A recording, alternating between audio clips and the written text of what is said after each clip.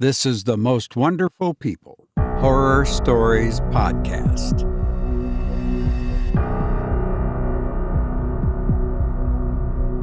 Hello, this is the podcast where the most wonderful people on the planet listen. And I'm grateful. I'm Robert Crandall, and I'm so glad that you're here. This is a difficult episode to do. And a difficult open to do as well. You know, sometimes we talk about health on this show, like when I had shingles, and a time or two when I had a cold or something. Well, this is one of those times, only this time it's the big dance. Where did I get that? Anyway, the NCAA basketball tournament. Don't they call that the big dance? Well, this is the big dance. I was recently diagnosed with leukemia. Yeah, when the doctor told me, you have leukemia, I felt like a wrecking ball slammed into my head. She told me it was a common type, and went on to tell me other stuff that I cannot remember. I don't know if I could have told you my name at that moment.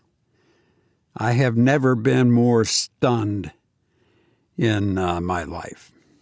I have had some shocking moments and in my time, but this one was more than all the rest of them put together.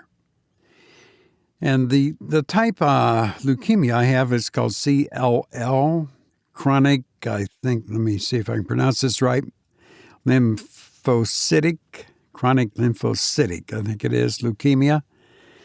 And it says on a website, it says, is a common form of leukemia in adults that often does not cause any symptoms until it becomes advanced. And so the doctor didn't give me any treatment, no medication of any kind, just directed me to go down the hall and get some blood work done so they could do further testing, and made an appointment in November. And that's it. I'm still, at that moment, and still am right now, in a daze, I guess. And I remember going out to my car after the blood work was done, and she shot my arm, stuck the needle in my arm and took one vial, or I guess they call it a little tube, they fill up, unsnapped it, and okay, that's it. She snaps another one in there, does it again, and another. There's a half a dozen or more of them sitting. I almost wanted to say, hey, I'm going to need some of that. But they must be going to do some serious testing. There was quite a few of those vials, and I was quite disturbed. I got out to my car and couldn't even drive.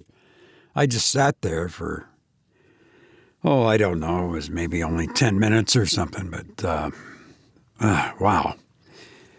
And so a week later, I attended a support group, and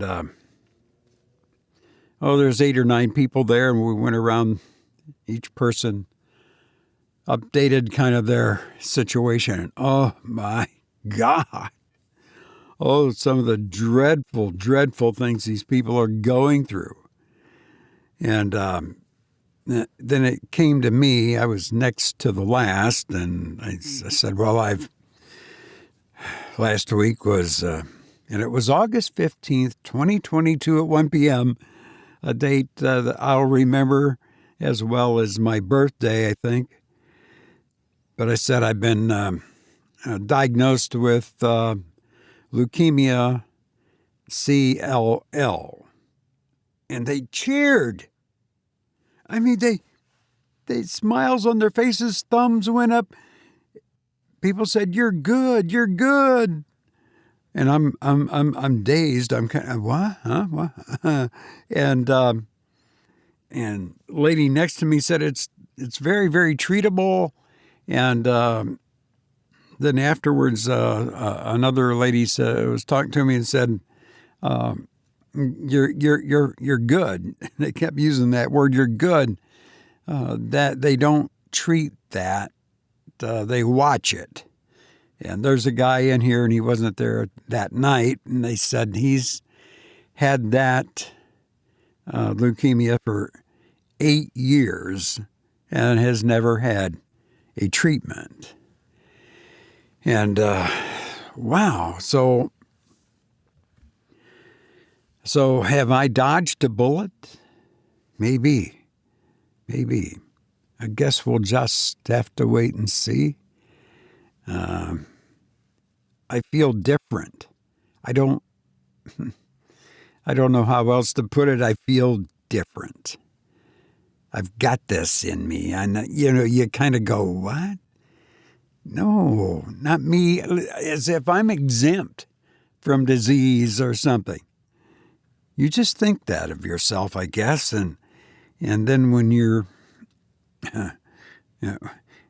when you've got it, it's a mind thing, that's for sure.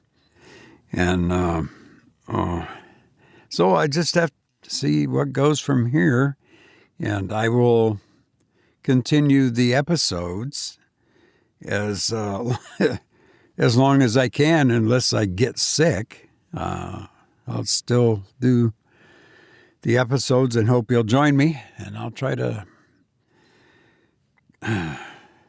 bring you horror stories as I have for the last 168 or 69 episodes, whichever one we're on now, I'm not sure. But thank you for being with me all this time, and hope you'll stick around, and we'll see what happens with this leukemia. And I'm going to do whatever I can, which right now I don't know what that is.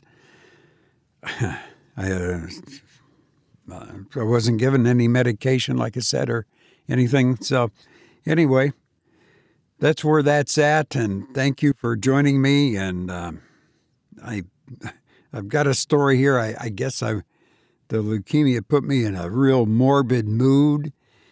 And so the story we're going to hear is really creepy and grotesque, and some parts of it, it's H.P. Lovecraft, and you know how he can get. So I hope you enjoy. The story's about grave robbers, 2 grave robbers. Yeah. And so here we go. I hope you enjoy The Hound by H.P. Lovecraft. In my tortured ears there sounds unceasingly a nightmare, whirring and flapping, and a faint, distant baying, as of some gigantic hound. It is not a dream. It is not. I fear even madness, for too much has already happened to give me these merciful doubts. St. John is a mangled corpse. I alone know why, and such is my knowledge, that I am about to blow out my brains, for fear I shall be mangled in the same way. Down unlit, illimitable corridors of eldritch fantasy sweeps the black, shapeless nemesis that drives me to self-annihilation. May heaven forgive the folly and morbidity which led us both to such monstrous a fate. Wearied with the commonplaces of a prosaic world, where even the joys of romance and adventure soon grow stale, St. John and I followed enthusiastically every aesthetic and intellectual movement which promised respite from our devastating ennui. The enigmas of the symbolist In the ecstasies of the pre-Raphaelites, all were ours in their time. But each new mood was drained too soon of its diverting novelty and appeal. Only the somber philosophy of the decadence could hold us. In this we found potent only by increasing gradually the depth and diabolism of our penetrations. Baudelaire and Huysmans were soon exhausted of thrills, till finally there remained for us only the more direct stimuli of unnatural personal experiences and adventures. It was this frightful emotional need which led us eventually to that detestable course which even in my present fear I mention with shame and timidity. That hideous extremity of human outrage, the abhorred practice of grave robbing. I cannot reveal the details of our shocking expeditions, or catalogue even partly the worst of the trophies adorning the nameless museum we prepared in the great stone house where we jointly dwelt, alone and servantless. Our museum was a blasphemous, unthinkable place, where the satanic taste of neurotic virtuosi had assembled a universe of terror and decay to excite our jaded sensibilities. It was a secret room, far, far underground, where huge winged demons carven of basalt and onyx vomited from wide grinning mouths weird green and orange light. In hidden pneumatic pipes ruffled in kaleidoscopic dances of death the lines of red charnel things, hand in hand, woven in voluminous black hangings. Through these pipes came at will the odors our moods most craved, sometimes the scent of pale funeral lilies, sometimes the narcotic incense of imagined Eastern shrines of the kingly dead, and sometimes, how I shudder to recall it, the frightful, soul-upheaving stenches of the uncovered grave.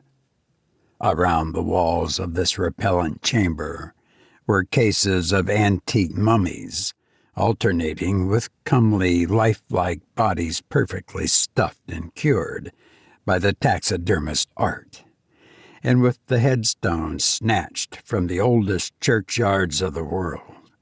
Niches here and there contained skulls of all shapes and heads, preserved in various stages of dissolution. There one might find the rotting bald pates of famous noblemen, and the fresh and radiantly golden heads of new buried children.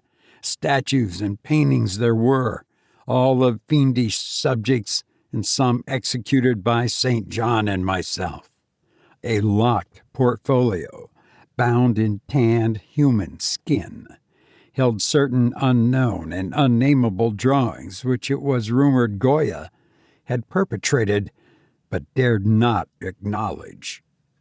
There were nauseous musical instruments, stringed, brass, and woodwind, on which St. John and I sometimes produced dissonance of exquisite morbidity and cacodemoniacal ghastliness, while in a multitude of inlaid ebony cabinets reposed the most incredible and unimaginable variety of tomb loot ever assembled by human madness and perversity.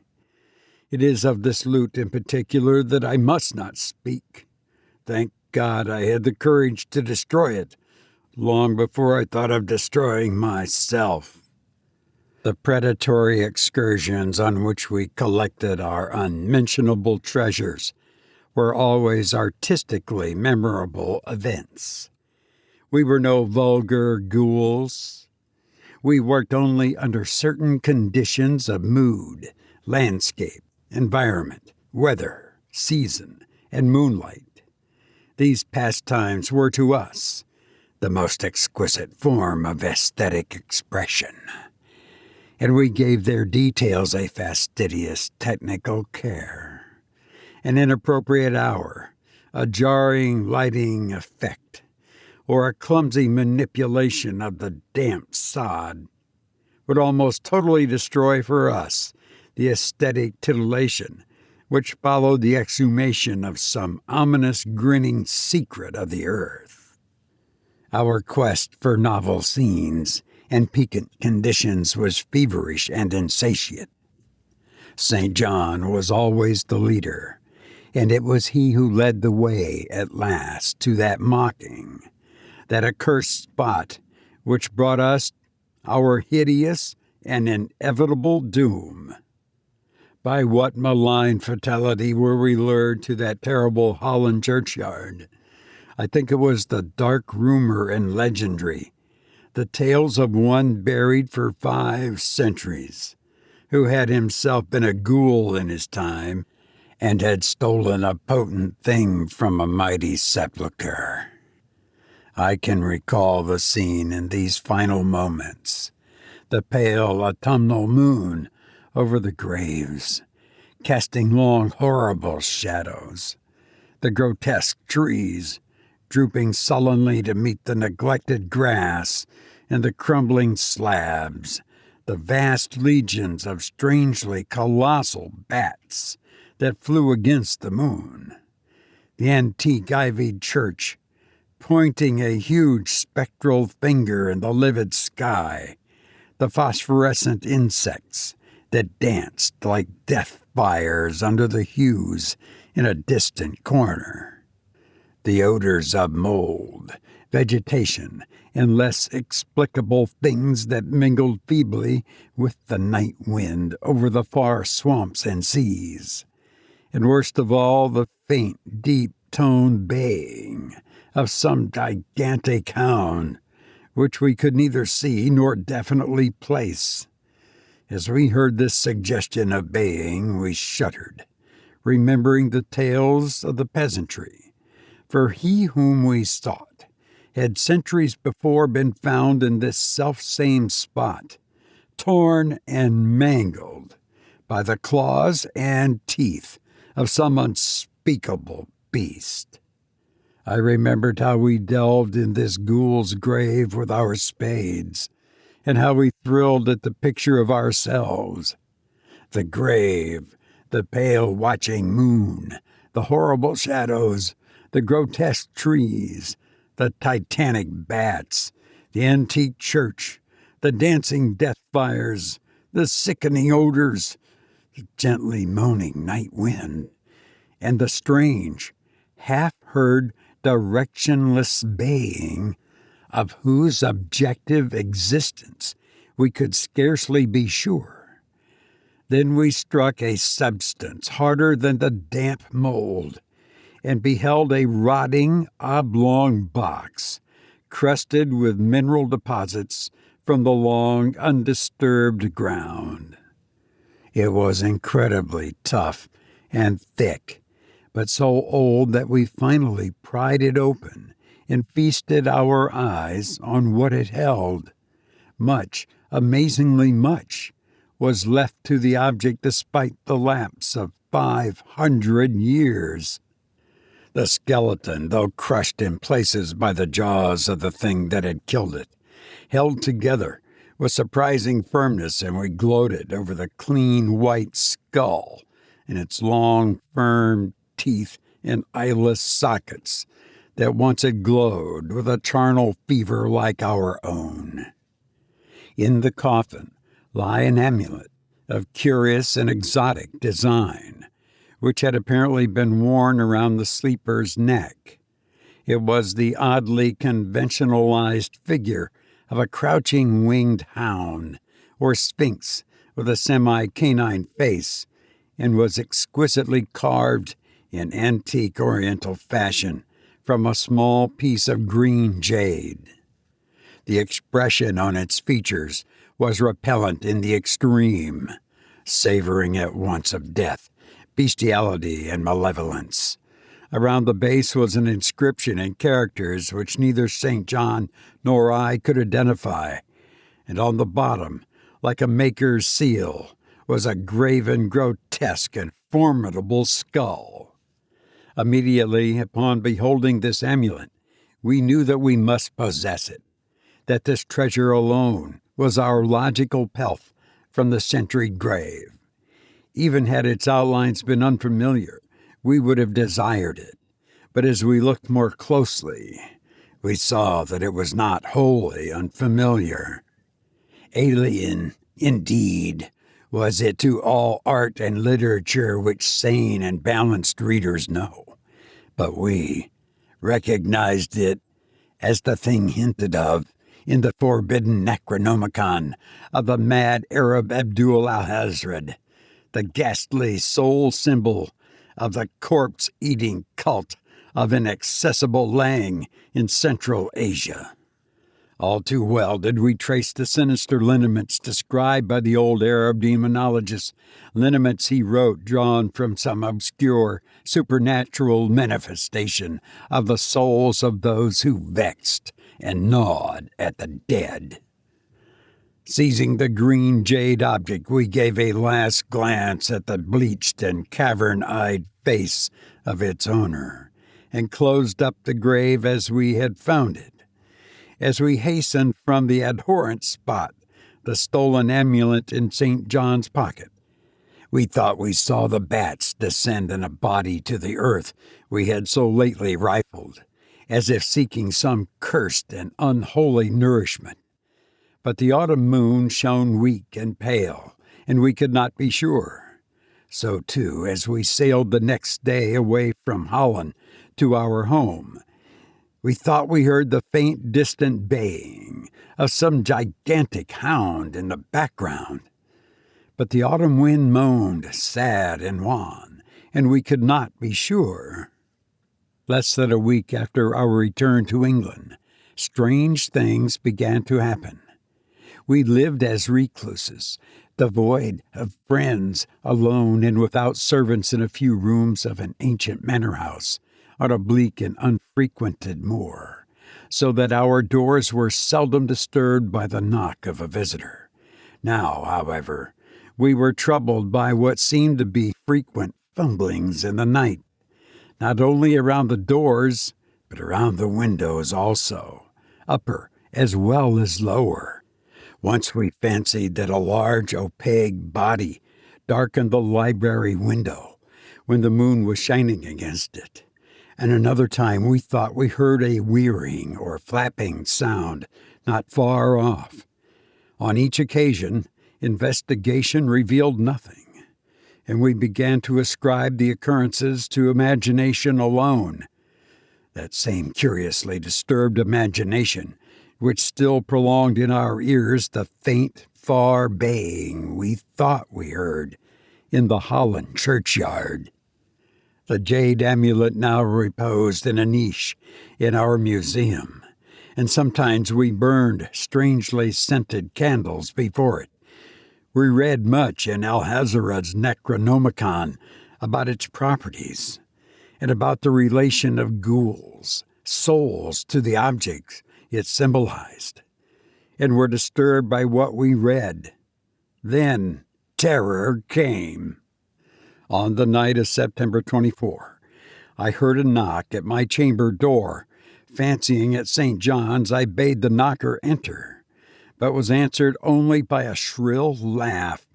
There was no one in the corridor. When I aroused St. John from his sleep, he professed entire ignorance of the event, and became as worried as I. It was that night that the faint, distant baying over the moor became to us a certain and dreaded reality. 4 days later, whilst we were both in the hidden museum, there came a low, cautious scratching at the single door which led to the secret library staircase. Our alarm was now divided, for besides our fear of the unknown, we had always entertained a dread that our grisly collection might be discovered. Extinguishing all lights, we proceeded to the door and threw it suddenly open, whereupon we felt an unaccountable rush of air, and heard, as if receding far away, a queer combination of rustling, tittering, and articulate chatter. Whether we were mad, dreaming, or in our senses we did not try to determine. We only realized that the blackest of apprehensions, that the apparently disembodied chatter was beyond a doubt in the Dutch language. After that we lived in growing horror and fascination. Mostly we held to the theory that we were jointly going mad from our life of unnatural excitements, but sometimes it pleased us more to dramatize ourselves as the victims of some creeping and appalling doom.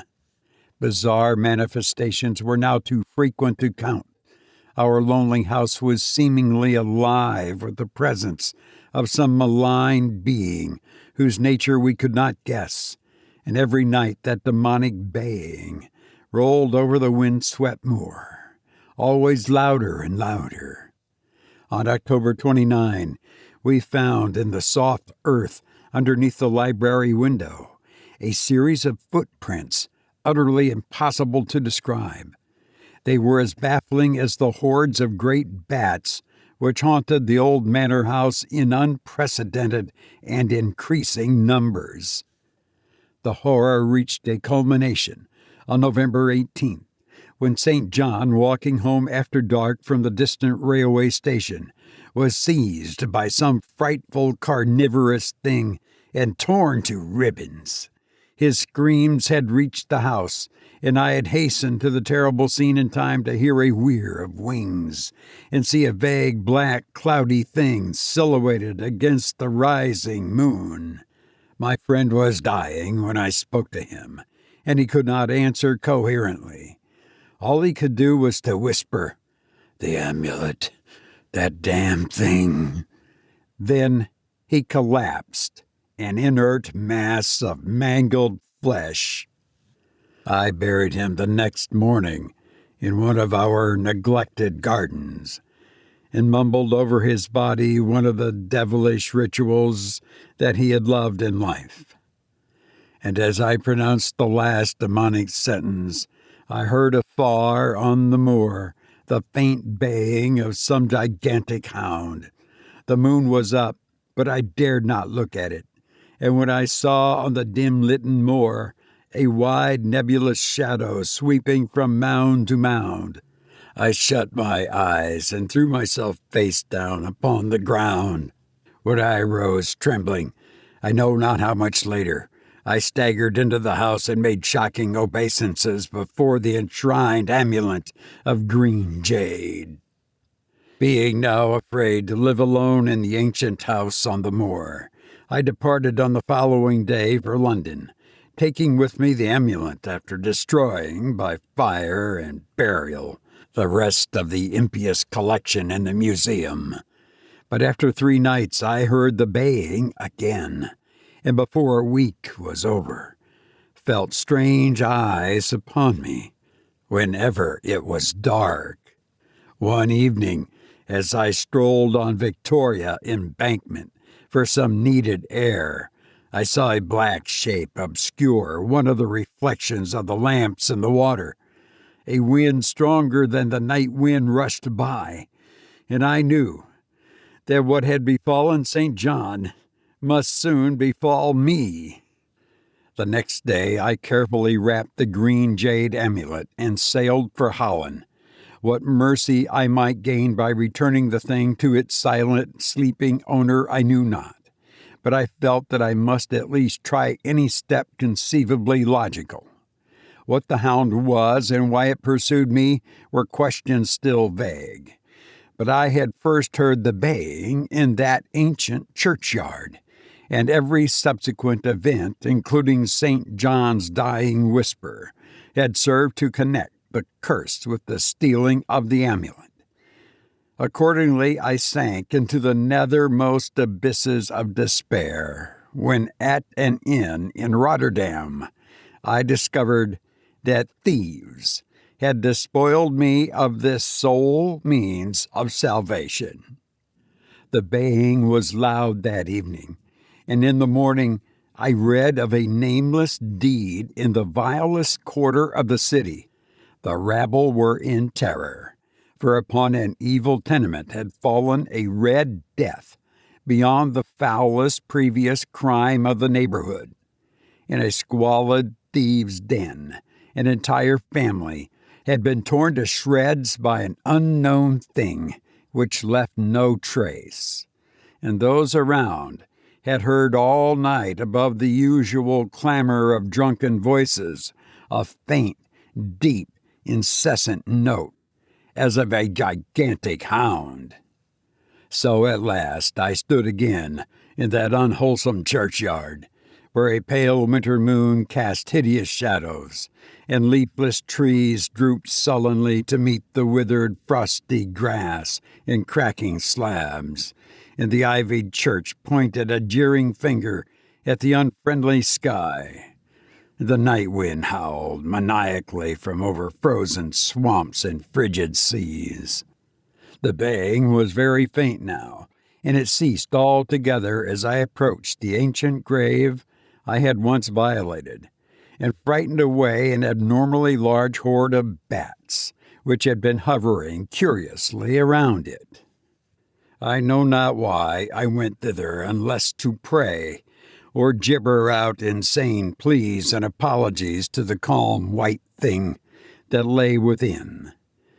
But whatever my reason, I attacked the half-frozen sod with a desperation partly mine and partly that of a dominating will outside myself. Excavation was much easier than I expected, though at one point I encountered a queer interruption, when a lean vulture darted down out of the cold sky and pecked frantically at the grave earth until I killed him with the blow of my spade. Finally, I reached the rotting oblong box and removed the damp nitrous cover. This is the last rational act I ever performed, for crouched within the sentried coffin and braced by a close-packed nightmare retinue of huge, sinewy, sleeping bats was the bony thing my friend and I had robbed, not clean and placid as we had seen it then, but covered with caked blood and shreds of alien flesh and hair, and leering sentiently at me with phosphorescent sockets and sharp, ensanguined fangs, yawning twistedly in mockery of my inevitable doom. And when it gave from those grinning jaws a deep sardonic bay, as of some gigantic hound, and I saw that it held in its gory, filthy claw the lost and fateful amulet of green jade, I merely screamed and ran away idiotically, my screams soon dissolving into peals of hysterical laughter. Madness rides the star wind, claws and teeth sharpened on centuries of corpses, dripping death astride a bacchanal of bats from the night-black ruins of the buried temples of Belial. Now as the baying of that dead, fleshless monstrosity grows louder and louder, and the stealthy whirring and flapping of those accursed web wings circle closer and closer, I shall seek with my revolver the oblivion which is my only refuge from the unnamed and unnameable.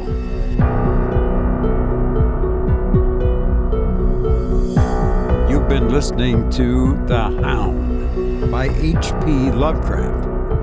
I'm glad you could join me. I hope there are always stars in your sky, peace in your heart, and wisdom in your thoughts. Please be well. Thank you so much for listening to me.